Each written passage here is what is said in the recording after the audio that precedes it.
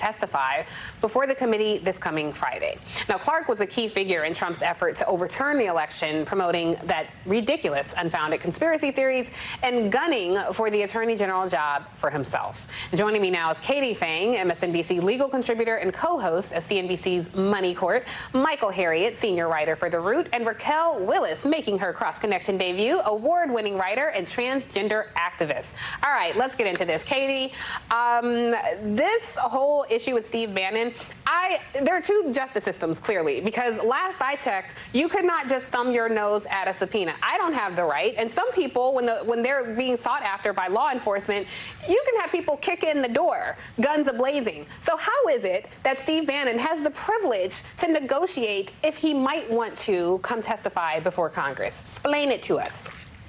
Well, to your point, Tiffany, there really shouldn't be more than one standard because the law should be blind and the law should be applied uniformly, no matter who you are, race, gender, creed, color. And in this particular instance, if you're a Republican, you should have joined your 9 brethren in voting to support this referral to the DOJ for the contempt proceedings against Steve Bannon, because what's good for the goose is good for the gander. And in the event, the very slim, I'm hoping, margin event that perhaps the Republicans take over, you would want to be able to enforce your congressional subpoenas if you were trying to do so, if you're in the seat of power.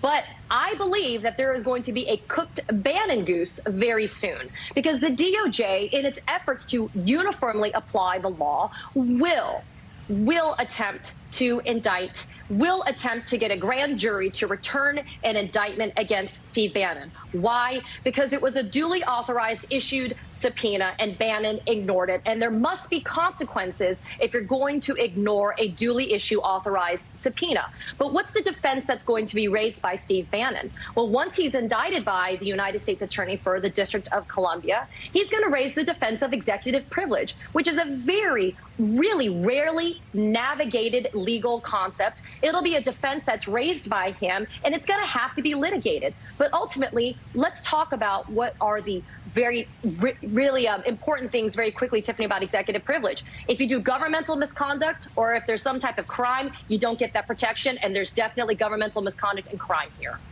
Yeah, definitely. Michael, listen, Marjorie Taylor Greene keeps asking for this smoke. Take a look. So yesterday, or the other